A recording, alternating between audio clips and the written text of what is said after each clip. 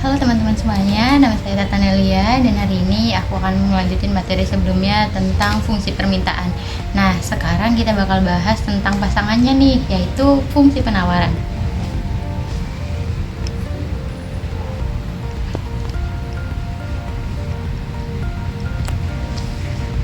Oke, pertama kita bahas dulu pengertian fungsi penawaran. Fungsi penawaran itu adalah hubungan antara harga suatu barang dengan jumlah barang yang ditawarkan oleh produsen dalam jangka waktu tertentu. Kalau diibaratin, penawaran itu seperti semangat produsen untuk menjual barang.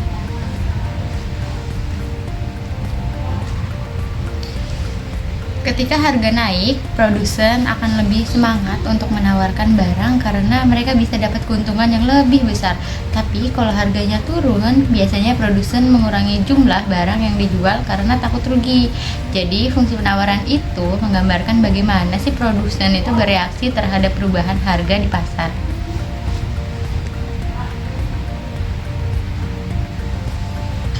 Selanjutnya ada yang namanya hukum penawaran. Hukum ini berbunyi, jika harga suatu barang naik, maka jumlah barang yang ditawarkan juga naik. Sebaliknya, jika harga turun, maka jumlah yang ditawarkan juga menurun. Artinya, hubungan antara harga dan penawaran itu berbanding lurus. Semakin tinggi harganya, semakin tinggi pula penawarannya.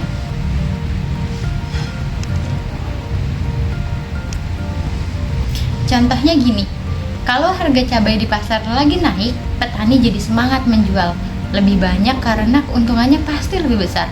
Tapi kalau harga cabainya itu turun, mereka jadi malas jualan atau bahkan menahan barangnya dulu.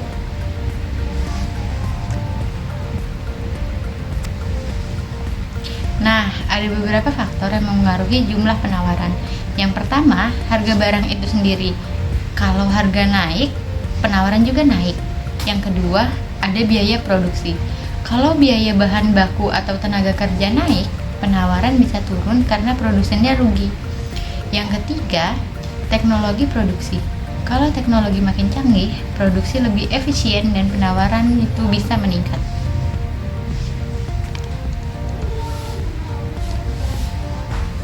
Yang keempat, harapan masa depan atau ekspektasi harga.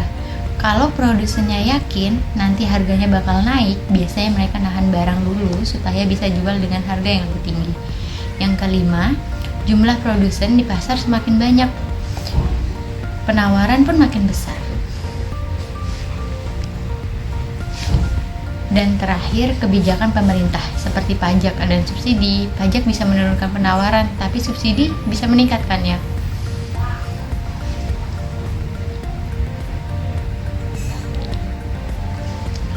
Sekarang kita bahas jenis-jenis penawaran, yaitu ada 3. Yang pertama, penawaran individu, yaitu penawaran dari satu orang atau dari produsennya aja. Yang kedua, penawaran kolektif, yaitu gabungan dari beberapa penjual di pasar yang sama.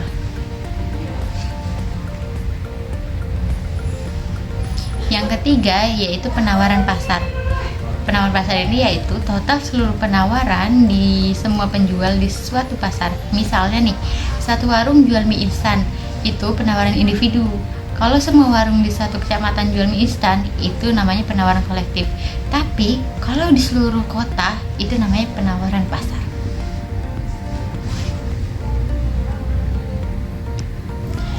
Nah, di slide ini ada tabel yang nunjukin hubungan antara harga dan jumlah barang yang akan kita tawarkan. Kalau kita lihat, setiap kali harga ini naik, jumlah barang yang ditawarkan juga ikut naik.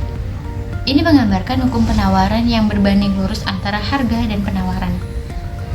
Jadi, semakin mahal harganya, semakin banyak produsen yang mau menjual barang mereka.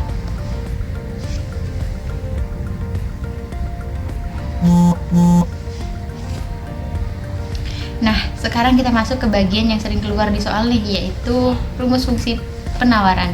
Rumus umumnya itu QS sama dengan A plus BP.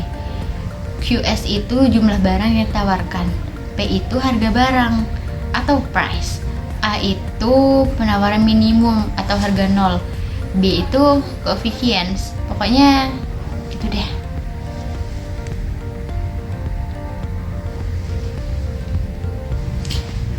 Coba deh kalau kamu perhatiin tandanya, Tandanya positif artinya harga penawaran bergerak searah. Semakin besar nilai B, maka semakin cepat penawaran naik saat harganya naik.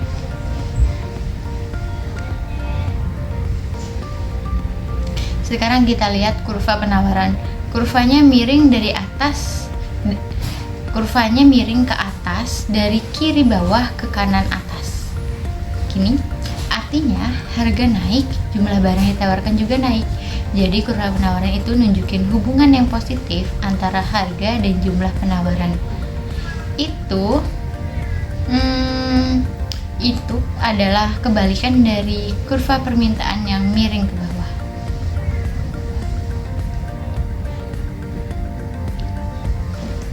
Oke deh, biar lebih paham kita coba contoh soal ya. Misalnya diketahui fungsi penawaran QS sama dengan A plus BP. Jika A sama dengan 10 dan B sama dengan 2 dan P sama dengan 5, maka kita bisa hitung dulu jumlah barang yang akan ditawarkan. Kita masukin aja ya ke rumusnya.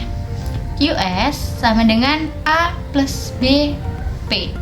QS sama dengan A-nya kan tadi 10, karena diketahui A-nya 10 ditambah B-nya 2 dan P-nya 5, berarti P-nya kita taruh dalam kurung ya.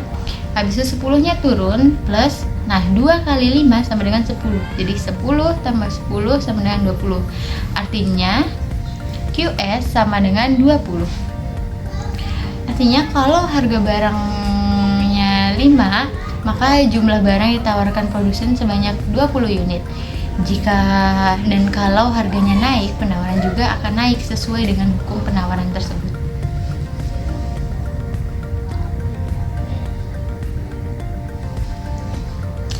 Nah, jadi kesimpulannya, fungsi penawaran itu menggambarkan hubungan antara harga dan jumlah barang yang ditawarkan oleh produsen.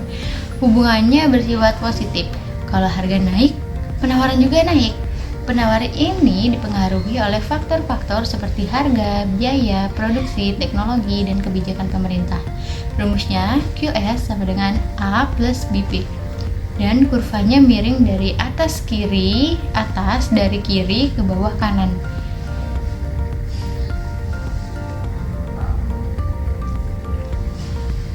Jadi bisa dibilang fungsi penawaran adalah cerminan perilaku produsen dalam menghadapi perubahan harga.